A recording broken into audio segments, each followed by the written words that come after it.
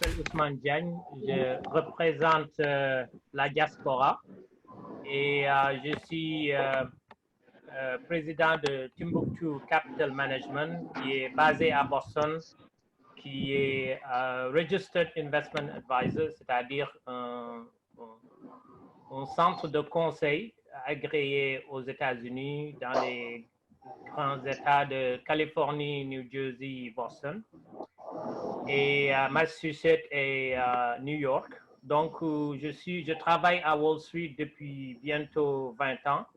D'abord en tant que trader à Wall Street et aussi en tant que gestionnaire de portfolio. Donc, je voulais mettre l'attention sur l'importance de commencer à réfléchir sur comment restructurer l'économie sénégalaise et aussi les finances. Donc, il y a deux volets. Il faut qu'il y ait dans chaque instance des gens qui travaillent peut-être sur le problème actuellement, comment retrouver des fonds. Il faut aussi des gens qui travaillent sur comment améliorer le système financier et le rendre plus solide pour après Covid. Aux États-Unis où j'évolue, ce qu'ils ont fait, le gouvernement a la capacité comme on dit ici, de créer de l'argent, de créer de nouveaux bons. Donc, le gouvernement a aidé les entreprises en leur donnant en leur demandant de ne pas licencier, en leur donnant de quoi payer les salariés. Pendant au moins 3 mois, le gouvernement a financé 75% de ça. Je vois qu'il y a 6 jours, la capacité de l'État du Sénégal à emprunter a été réduite.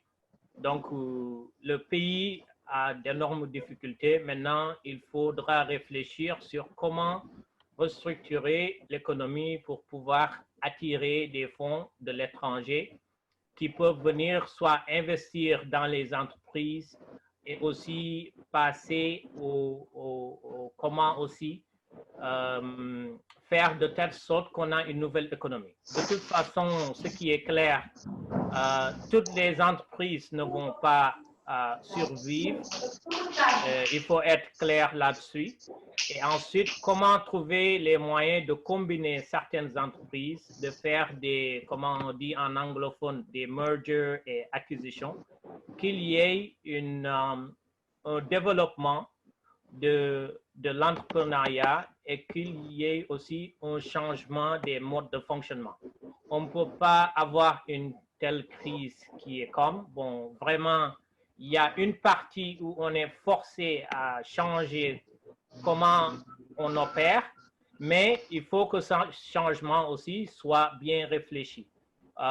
On voit maintenant que beaucoup de réunions se font sur Zoom, qui est tout à fait nouveau pour beaucoup de gens, mais ce Zoom a été presque imposé par la situation de crise. Comment maintenant sortir de cette situation?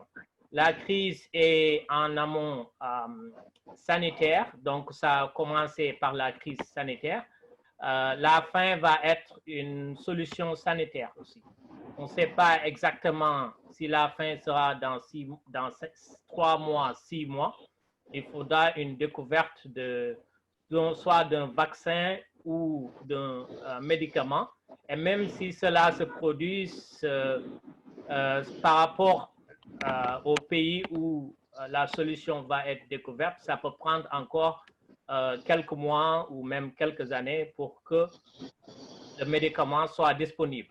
Donc, mon intervention, c'est de montrer que l'État du Sénégal a des difficultés.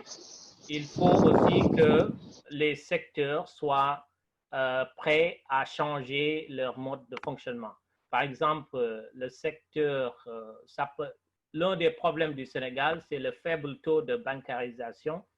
Cela peut être une opportunité pour les banques d'aller plus vers le digital et le gouvernement peut aussi aider les banques si c'est possible, à aller vers, à inclure ou même essayer d'absorber les crédits mutuels ou bien certaines institutions qui fonctionnent dans le secteur informel pour rendre le secteur plus résilient. Il y a beaucoup de gens, beaucoup d'entreprises qui emploient moins de 5 personnes, puisque le pays et le secteur informel est assez important. Et ces entreprises ne font pas partie des groupes que l'État peut facilement aider. Et souvent, ces entreprises sont tellement petites qu'elles ne peuvent même pas bénéficier des états financiers qui peuvent leur permettre d'accéder à des crédits. Donc, comment aller vers ces petites entreprises, petites et moyennes, très petites entreprises, qui représentent une bonne partie de l'emploi au Sénégal. Aussi, c'est très difficile d'obtenir des informations sur le Sénégal de manière macroéconomique. Je suis allé sur le site de l'Agence des statistiques de l'État.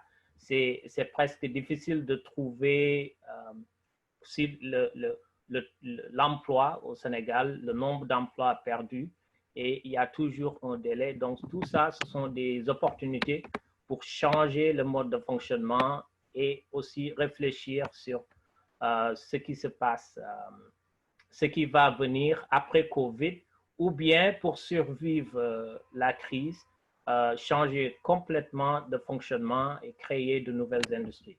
Donc, je vous remercie. Je suis prêt à répondre à vos questions.